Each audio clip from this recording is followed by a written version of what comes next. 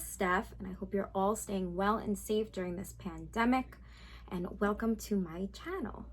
So this is my first official video being face-to-face with you guys. If you haven't seen it already, I uploaded my mini vlog from my honeymoon to the Maldives, which was an amazing vacation I've ever been on, and I highly recommend it. So I know we're all in quarantine right now, just wishing we were on that dream vacation. So if you are one of those people and you are fantasizing about going to the Maldives like I am reminiscing every single day, then continue watching because I'm gonna tell you 5 necessary things that you need to know before going to the Maldives. So stay tuned.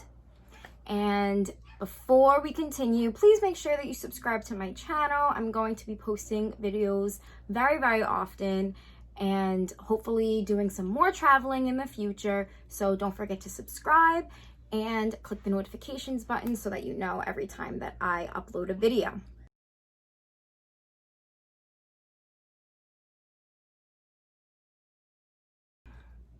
So the first thing that you need to know about when going to the Maldives is actually alcohol is illegal. So I know what you're thinking, like, okay, if I'm going on my honeymoon, I'm gonna be wanting to have some drinks. In the Maldives, even though alcohol is illegal, it is legal to drink alcohol at the resorts. So since the Maldives is primarily a resort destination, you are allowed to drink alcohol at the hotel. You cannot bring alcohol into the country. So the alcohol that's already there is alcohol they've provided, they've imported from the hotels and everything. So you are not able to purchase alcohol or bring it in your suitcase and then bring it with you into the Maldives. So I have a little story time for you guys. So when we were going to the Maldives, my parents were trying to be nice and surprise us on our honeymoon. So we were waiting at the gate and then somebody came up to us and was like, oh, this giant bottle of champagne is waiting here for you. And it was a present from my parents being like, you know, happy honeymoon and everything. So we were like, oh my God, this is so nice. And it came in the duty-free bag and everything. So we know that like we can't open it, so we don't open it the whole plane ride there. And if you looked up how long the plane rides are to the Maldives, you know that's a very long time. So we have it in our bag. We're carrying this giant bottle of champagne with us everywhere that we're going, from flight to flight and plane to plane and airport to airport. And then we get to the Maldives and they tell us, you are not allowed to bring this by. We're like, but it's not opened, it has duty free, it was bought in the airport and everything. And they were like, no, you cannot bring this into the Maldives. So we were just like, oh my goodness, so what are we gonna do? So basically what they do is they take it from you and they put like a tag on it, and then they give you a ticket and they're like, okay, on your way back you have to show us this ticket and then we will give you back the bottle. Let me tell you, this ticket that they give you is like this big, right? Like teeny tiny ticket. It looks like a receipt from like when you go to the gas station or something. So it's something so small and something that like is not easy for you to technically keep safe. So it was my husband's responsibility to keep that safe. But when it came to the end of our trip and we were like, oh my God, where's the ticket? We have to get our giant bottle that was gifted to us that was very expensive. The ticket was nowhere to be found. So we ended up leaving the Maldives, no giant bottle of champagne. I don't think I told my parents this, so hopefully they're not watching. But we were not able to enjoy that big bottle because you're not allowed to bring them in, and we lost the ticket. So there is an opportunity for you to get your stuff back that they don't accept into the Maldives. However, you need to keep that ticket. It's like so important. Okay.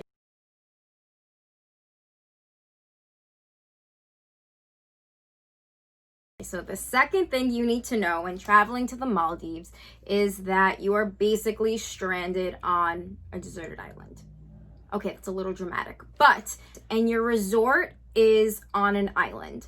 So it's not like you are traveling through the country to get to wherever your resort is. You are traveling by plane or boat and then arriving at an island that is only your resort. So you are not able to maybe like explore other resorts. So we were asking, we're like, oh, we know another couple that's in the Maldives at the same time. Can we go visit them? And they're like, well, you would really have to get like a permit or permission, and we would have to call them. It's like a whole big deal. So basically, when you get to your resort, your island, that's it. You're on there, you're there to explore, and there's nowhere else for you to go. You're gonna go ahead and you're gonna stay on that island and for the duration of your time. We were there for 10 days. So we were stranded on our island for 10 days. So we really got to understand the whole nature of our resort and the culture of the Maldives and everything while we were there. So if you planned on exploring and leaving and maybe like checking out other hotels when you're there or hopping around, it's not necessarily common. I'm not going to say that it's impossible. I believe there is a way, but it's not so easy to go ahead and do that.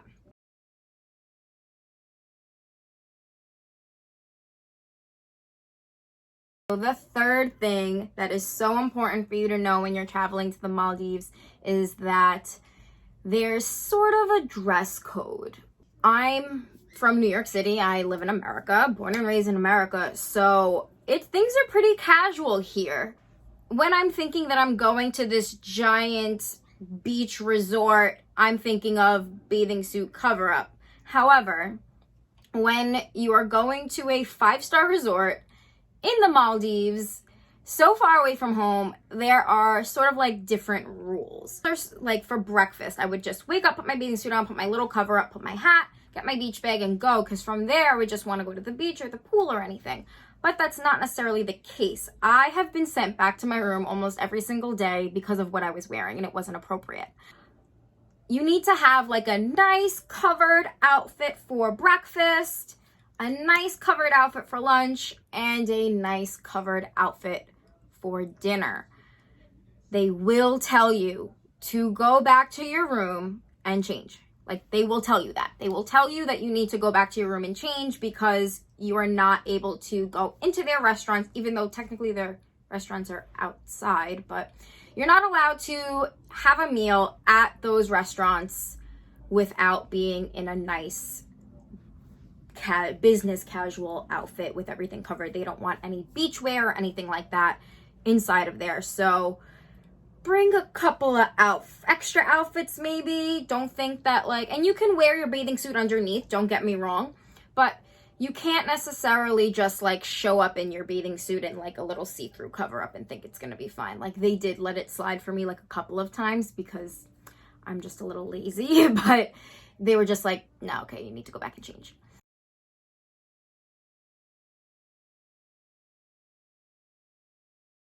The fourth thing that you need to know if you're traveling to the Maldives is how long it really does take to get there. So from my experience, I don't believe that there is a direct flight from here to Malé.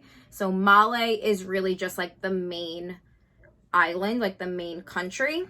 And on that island is the airport. The airline that we took is Qatar Airways, and I do highly, highly, highly recommend it. It's extremely similar to Emirates, but and similar in pricing. It's just a little bit cheaper. But what's so great is that they have these Q suites. So my husband and I were able to stay in a suite on the plane, which was amazing. And the chairs turned into a bed, so we were able to like snuggle up next to each other and talk with each other and basically just like have our own private space with we each had our own TVs, our own remote controls, our own everything, but it was in our own little suite. It was amazing.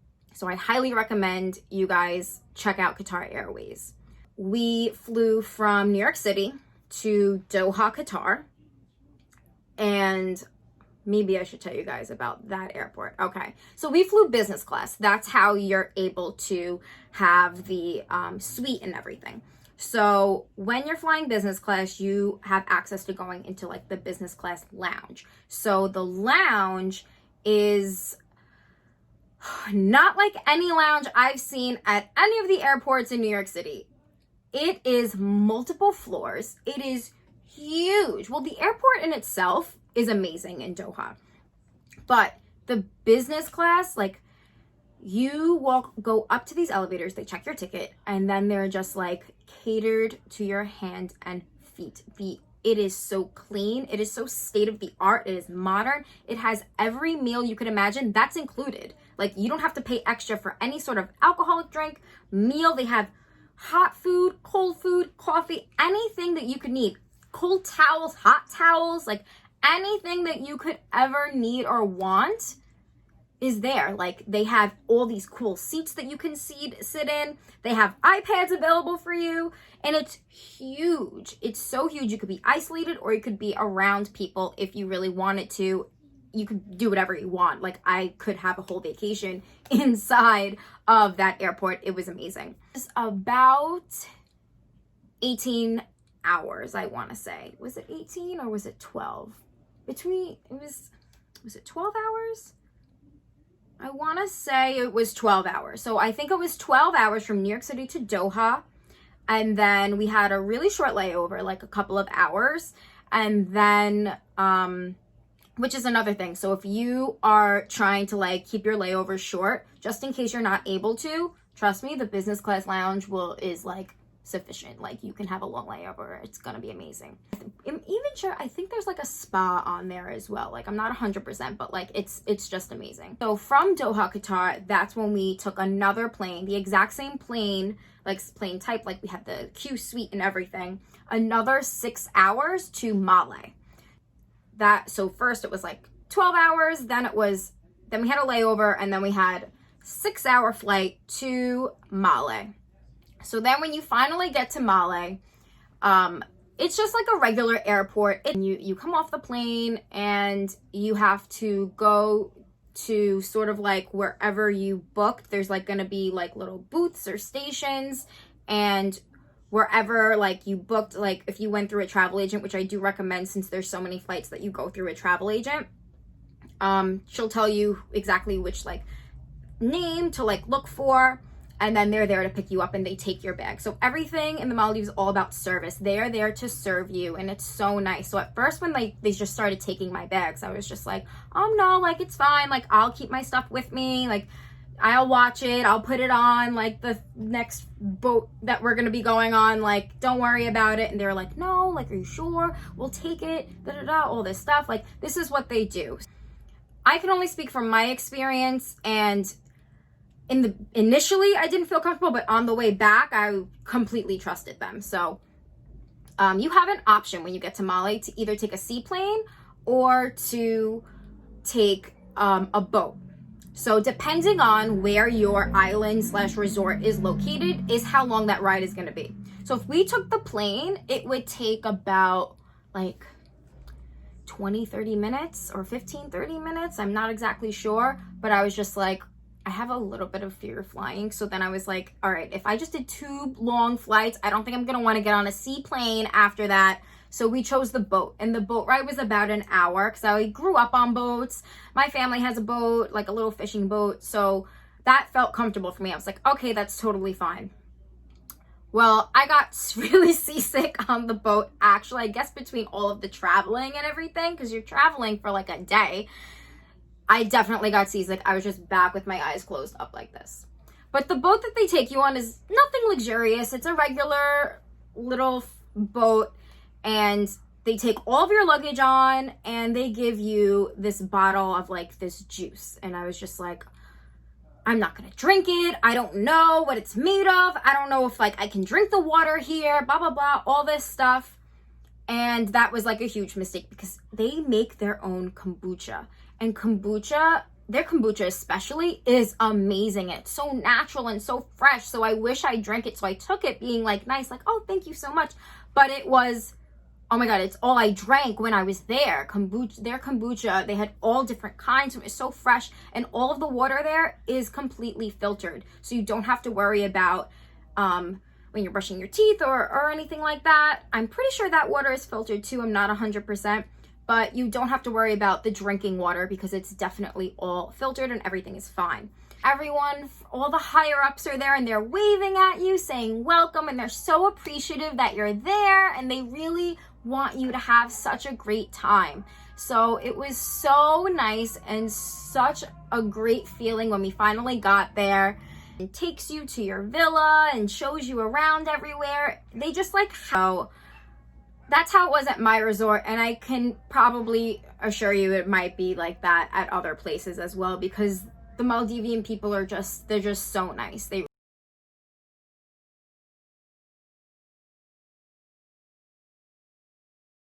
The last and final thing that you need to know when traveling to the Maldives, so the fifth thing you need to know, is the tipping. It was so confusing for us to figure out how to tip, how much to tip, what to tip.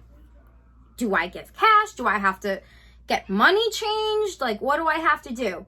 And really, I don't have too much advice for you, because you definitely need to tip all of the time. Like, whenever you get a drink or whenever you get a meal of some sort, you are leaving, even though they do charge you like a plus, like a tax and then like a service fee, but then you have to leave a tip on as well on top of there. So it's always nice to tip.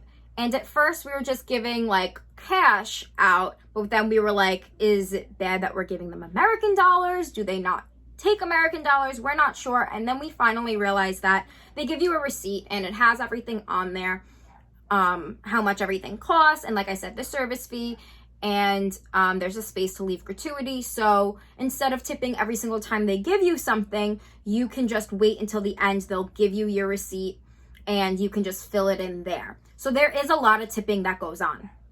And they do take American dollars. You can totally just like give them American dollars. They will take it and they're super appreciative for it. And whether you tip them $1 or you tip them $100, they treat you the same. The tipping and everything, just try and keep track of it. Like, I highly recommend you keep track of it like in your phone and stuff, because when you write in your tip, you're not charged for it right away. Everything gets charged at the end of your trip.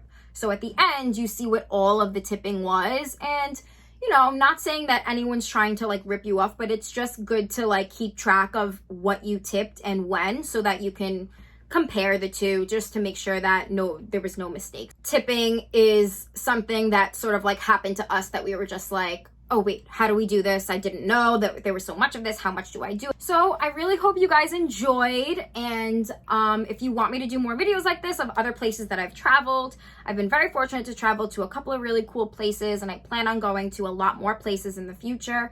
So I really hope this helped. If it did, please just comment below and let me know if you liked it, or if you didn't like it. I guess you could let me know too. But thank you so much for watching, and I hope to do a lot more videos, maybe like this or a little bit different.